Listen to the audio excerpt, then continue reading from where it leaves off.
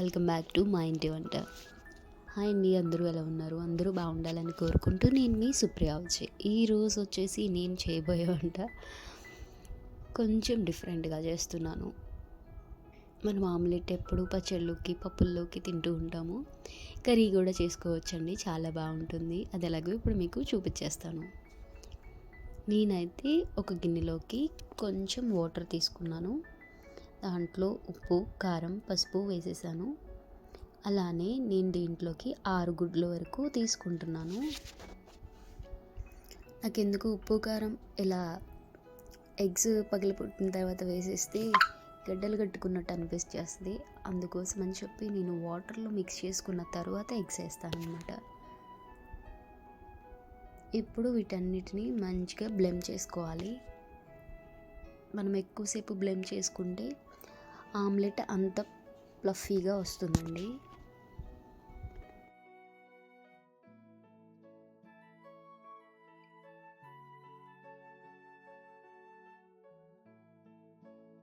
ఇప్పుడు ఎగ్ మిక్సర్ని కలిపి పక్కన పెట్టుకోవాలి. స్టవ్ వెలిగించి కడాయి పెట్టుకొని 2 స్పూన్స్ వరకు ఆయిల్ తీసుకొని ఆయిల్ మొత్తం కడాయికి స్ప్రెడ్ చేసుకున్న తర్వాత మనం ముందుగా కలిపి పెట్టుకున్న ఎగ్స్ని అయితే దీంట్లో వేసుకొని మూత పెట్టి సిమ్లో పెట్టి ఒక 5 నిమిషాల పాటు కుక్ చేసుకోవాలి.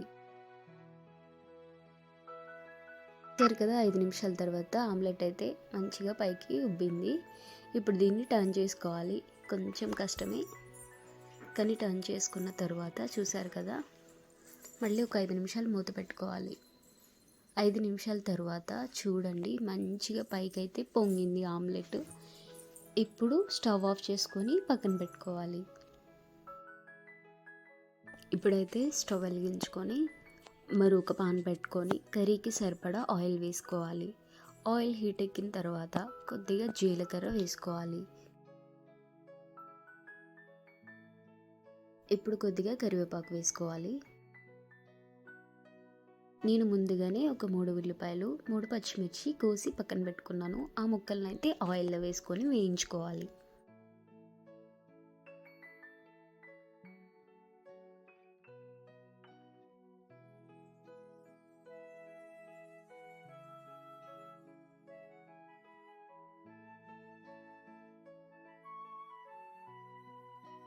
మూత పెట్టి 5 నిమిషాలు ఉడికించుకోవాలి. 5 నిమిషాల తర్వాత చూసారు కదా, ఉల్లిపాయలు అయితే మంచిగా కొంచెం కలర్ చేంజ్ అయ్యాయి. ఇప్పుడు దీంట్లోకి 1 స్పూన్ వచ్చేసి సాల్ట్ తీసుకుంటున్నాను.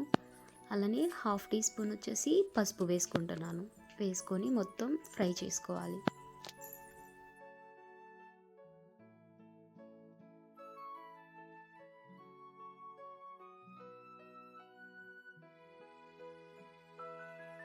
మనం ముందుగా వేసుకున్న ఆమ్లెట్ని అయితే ఒక ప్లేట్లోకి తీసుకుంటున్నాను. చూసారు కదా, ఈ ఆమ్లెట్ని ఇప్పుడు వచ్చేసి నేను ముక్కలుగా కట్ చేసుకుంటున్నాను.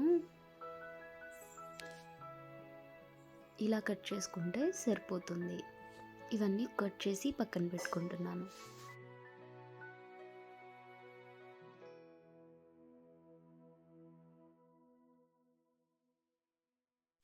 ఇప్పుడైతే ఉల్లిపాయ ముక్కలు మంచిగా మగ్గిపోయాయి. ఇప్పుడు దీంట్లోకి నేను మీడియం సైజ్ టమాటాలని 2 తీసుకొని ఇలా చీలికలుగా కట్ చేసి వేసుకుంటున్నాను. టమాటా ముక్కలు మగ్గాలంటే కొంచెం సాల్ట్ వేసుకుంటే ఈజీగా మగ్గిపోతాయి.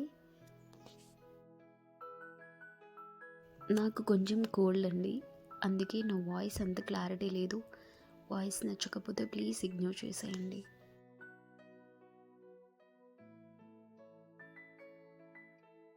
ఇప్పుడు ఒకసారి మూత పెట్టి 5 నిమిషాల పాటు మగ్గించుకోవాలి. 5 నిమిషాల తర్వాత టమాటా ముక్కలు అయితే మంచిగా మగ్గిపోయాయండి. నేను గరిటెతో టమాటా ముక్కలన్నిటిని మంచిగా స్మాష్ చేసేసుకుంటున్నాను.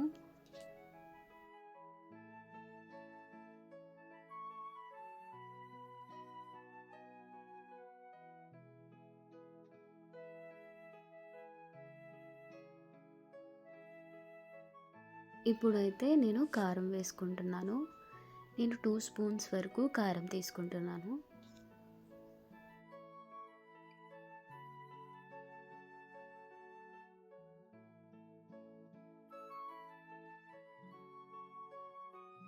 ఇలా కారం వేసిన తర్వాత కొంతసేపు వేయించుకోవాలండి.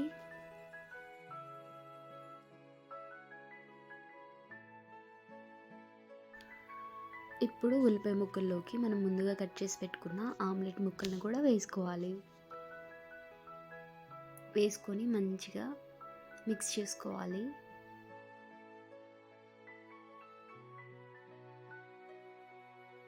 ఆమ్లెట్ ముక్కలు వేసిన తర్వాత మనం తిప్పేటప్పుడు ఎక్కడ విరిగిపోతాయి అనుకున్నానండి, అస్సలు విరగలేదు. ఎలా కట్ చేసామో అట్లానే ఉన్నాయన్నమాట. ఇప్పుడు మూత పెట్టి 5 నిమిషాలు మగ్గించుకుందాం. ఇప్పుడైతే ఈ కర్రీలోకి మసాలా ప్రిపేర్ చేసుకుంటున్నాను. నేను ఒక స్పూన్ వచ్చేసి గరం మసాలా తీసుకున్నాను. మసాలా పౌడర్ అయితే వేసేసుకున్న తర్వాత నేను 4 నుంచి 5 వెల్లుల్లిపాయలు వేసుకొని మంచిగా అవి దంచేసుకోవాలి.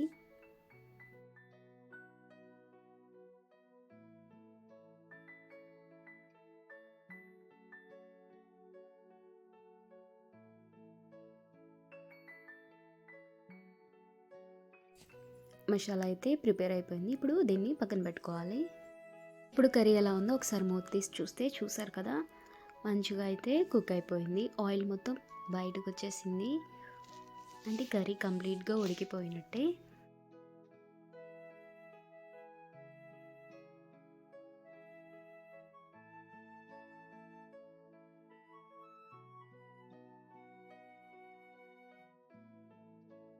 ఇప్పుడైతే మనం ముందుగా ప్రిపేర్ చేసుకున్న మసాలా ఉంది కదండి, అది మొత్తం దీంట్లో వేసేసుకోవాలి.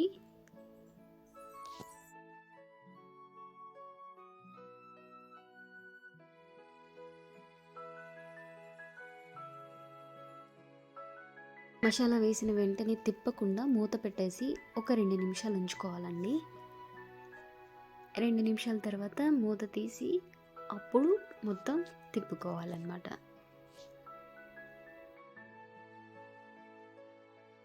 వేసిన వెంటనే తిప్పేస్తే స్మెల్ మొత్తం బయటికి పోతుంది.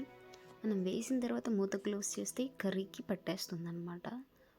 అప్పుడు స్మెల్ చేస్తే చాలు, సూపర్ ఉంటుందండి. చికెన్ కర్రీ కూడా సరిపోదు, అంత బాగుందన్నమాట. నేను ఎలా వస్తుందో కర్రీ అనుకున్నా, టేస్ట్ అయితే చాలా బాగా వచ్చింది.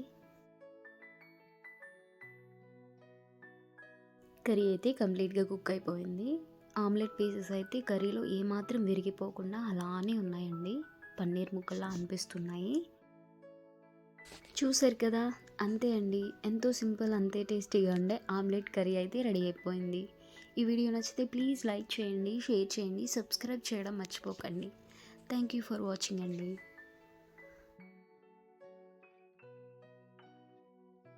ఇప్పుడైతే వేడి వేడి అన్నం, అంతే వేడిగా ఉన్న కర్రీ కూడా వేసి మా పాపకైతే వడ్డించేస్తున్నాను. కర్రీ ఎలా ఉందో చెప్పమని పక్కన వాళ్ళ డాడీకి కూడా వడ్డించాను అనమాట. ఇప్పుడు వీళ్ళు తిని మాత్రం టేస్ట్ అయితే ఎలా ఉందో చెప్పాలి. నేనైతే కొంచెం టెన్షన్ ఉన్నాను అనమాట. ఫస్ట్ టైం అండి ఇలా ట్రై చేశాను. మా పాప అయితే కర్రీ చాలా బాగుందమ్మా అని చెప్పింది, బెస్ట్ కాంప్లిమెంట్ ఇచ్చింది. మీకు నచ్చితే మీరు ఒకసారి ట్రై చేయండి.